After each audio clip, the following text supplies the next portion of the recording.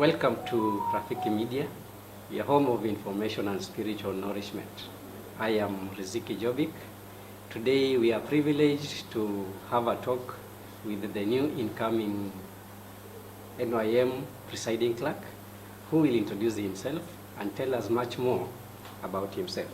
Welcome the studio, Mr. Ben Simiyu. You can tell us much more about who Ben Simiyu is. Right, thank you so much, Jobik. Yes. I appreciate your invitation to your studios. My name is Ben Simiyu. I'm born again. I was born about 45 years ago in Nairobi, Pumwani Maternity Hospital. I come from originally Navakholo in Kakamega, but grew up in Bungoma, went to school in Kisumu, and settled in Trans Nzoia, and currently working in Nairobi. Okay, karibu sana. Asante sana. Thank you. Yeah. Looking at your profile, I've seen you are an experienced lawyer who has worked for several years. You can tell us how your journey in the field of law has been. Yes, thank you so much. I graduated from law school, and I've been in private practice for about 20 years, specializing in various fields of commercial law, private, environmental law, insurance, and diverse fields in the legal profession. I'm based in Nairobi at the moment. Okay. Now, apart from also being a lawyer, you have been a church leader for some years now.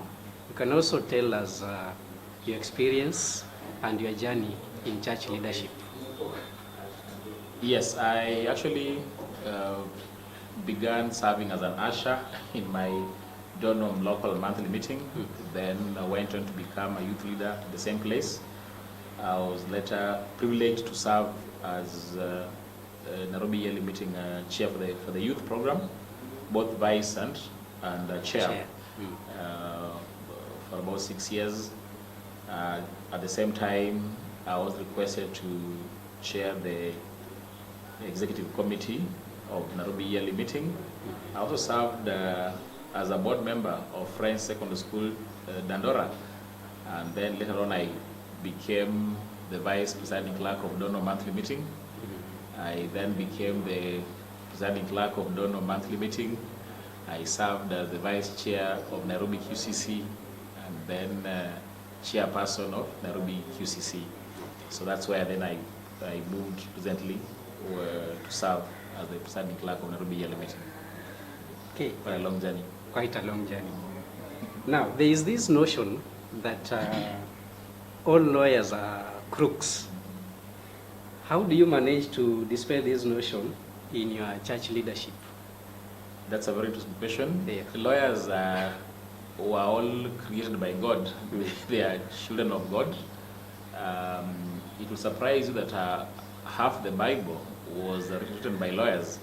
You look at Moses writing the first 5 books of the Bible. You look at Apostle Paul. Paul wrote almost half the New Testament. So it all depends on what an individual decides to do. You can be a lawyer and a bad lawyer. You can be a lawyer and a good lawyer. You can be a pastor, a good pastor. You can be a bad pastor. So I think the choice is for an individual to make. So not all lawyers are crooks or rogues. Yes, we have some amongst us who may be doing bad things, but there are some who are good and doing a honest job and earning a living like any other. Okay. Yeah. Now, recently when you were accepting to be the PC Nairobi yearly meeting, you delivered a speech, and in your acceptance speech, I will quote what you said. It says, "Our style of worship has also changed from being conservative to more liberal or evangelical. We should not be afraid of discussions on the evolution of church doctrines in new frontiers, such as wearing of church clothes and water baptism." So according to me, what I know is that the liberal churches in the US advocate for abortion, same-sex marriage, etc. So could you please clarify when you say we are evolving from conservatism to liberalism. Are we heading in the same direction, or what did you mean? Yeah, thank you so much, Jobik. I don't know whether you want to trap me or you want to test me. No. Your question is sincere. It is sincere. All right, I will answer it. I will say this. True, what I meant is that if you look at our history as Quakers, we began in a very powerful way. When the Quaker Church began, even earning us the nickname Quakers, we were initially just the friends, but the Quakers, came in because of that quaking that some of our initial founding fathers did.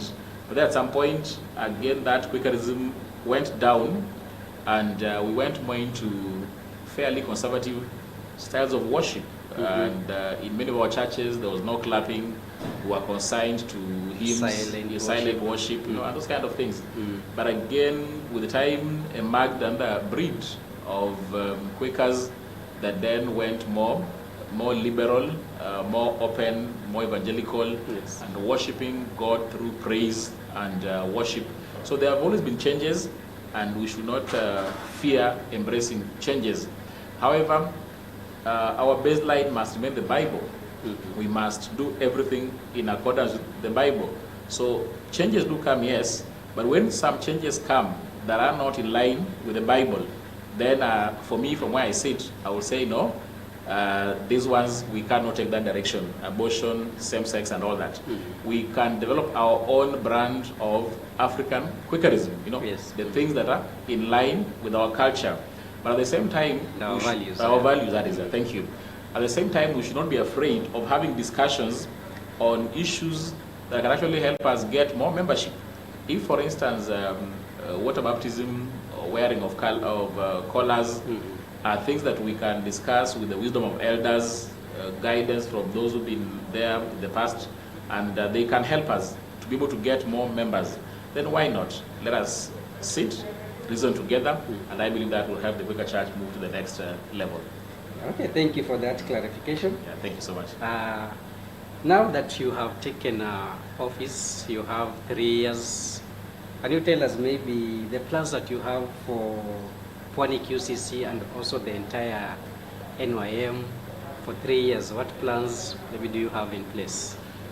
Yeah, thank you, Jobik. It's a tough time, tough question, and also a tough time. I have come into office at a time when the church is facing very many challenges in terms of lack of unity in many meetings. For the entire Nairobi Yearly meeting as a whole, one of my prayers is to see the church united and not engage in divisive talk on issues such as, for example, the Quaker Investment Company Limited, which has brought a lot of controversy. We should focus more on worshiping God than putting business in front. I look forward to a church that worships God in truth and in spirit. We must restore this church back to worship. And that's why one of the activities that I'm looking forward to in this Pwani QCC in the next 2 months, there's a worship summit at Kongowea. And I want to see many of those worship experiences taking place across the entire yearly meeting. The second issue, the question of the Sunday school or the now Quaker Children Ministry. Most of our churches have not put a lot of emphasis in the area of our children. They build churches, but they don't provide for them places of worship. I look forward to encouraging meetings to build worship places for children, have qualified teachers, motivate these teachers to do a good job, so that our children can grow on a very solid foundation.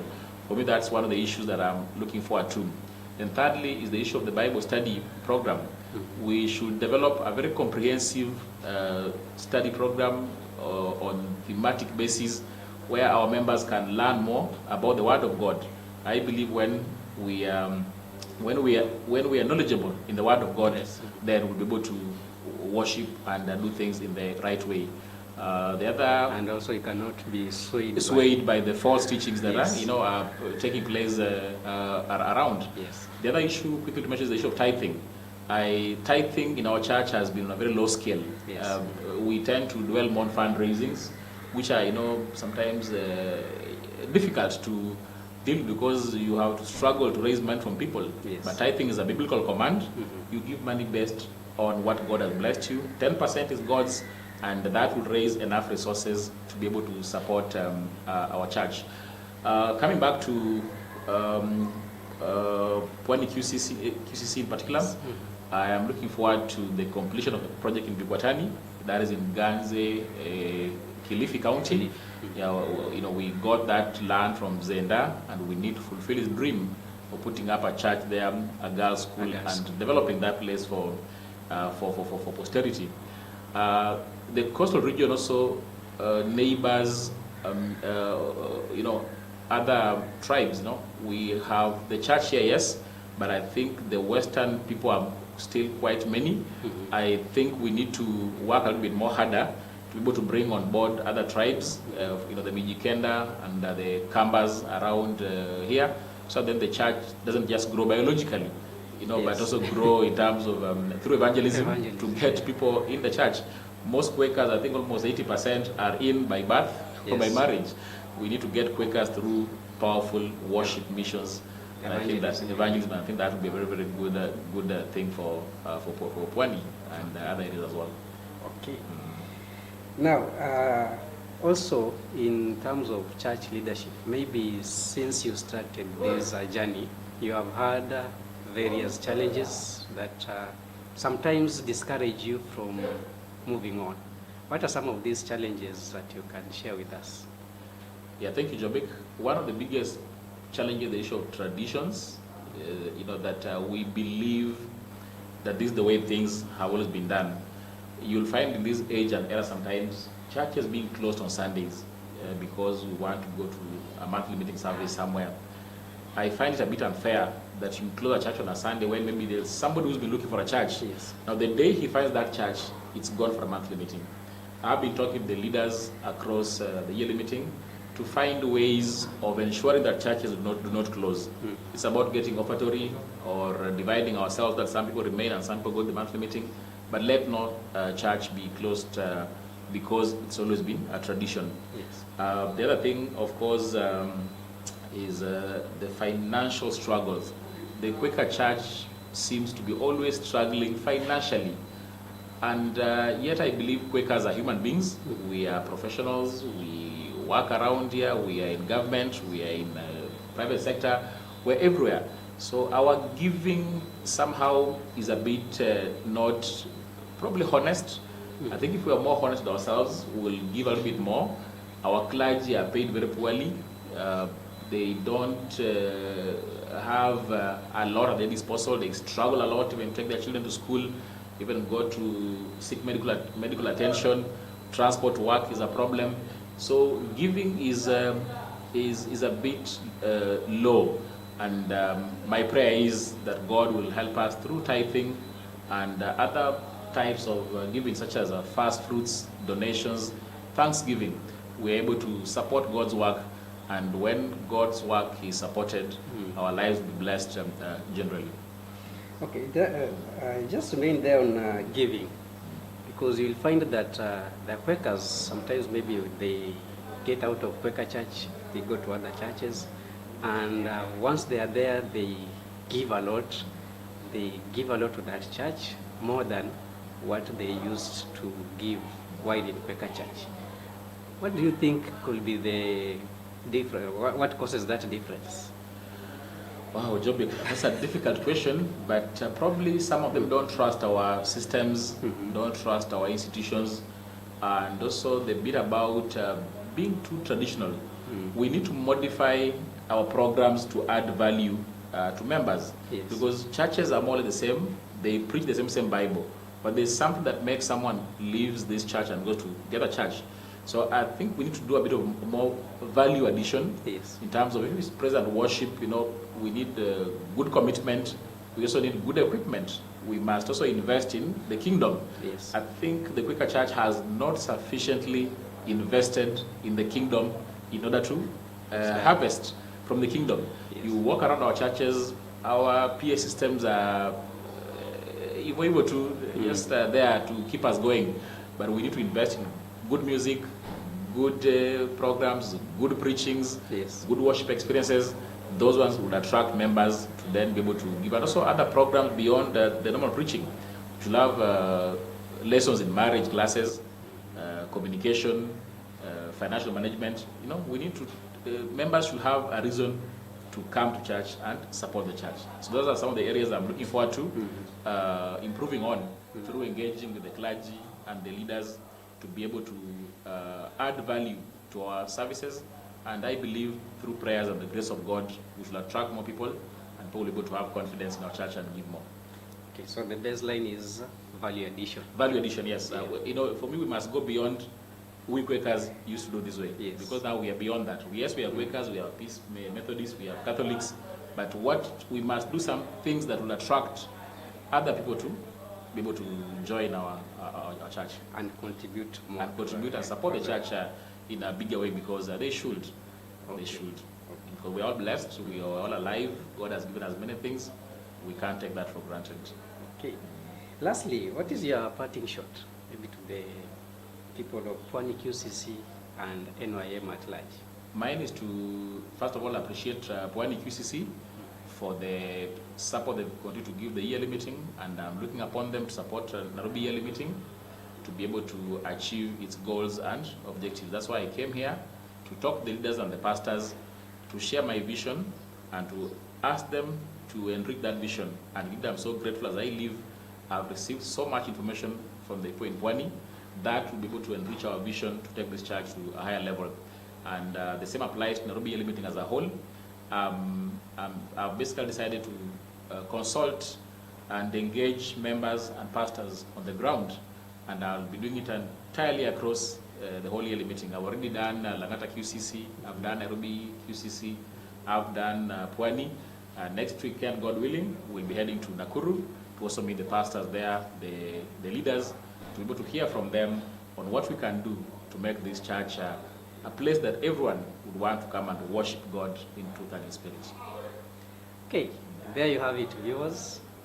As you can see, our brother Simiyu has got good plans for our church, but him alone, he cannot achieve those objectives and those plans. But if we give him sufficient support as a team, we will always be able to achieve the goals that we have set, and the Quaker church that we have today will be very different from the Quaker church we'll have tomorrow. Thank you very much. Bye for now. I'm Riziki Jobik. Thank you so much. Karibu sana. God bless you. God bless you Asante too. sana. Asante. Nashukuru sana.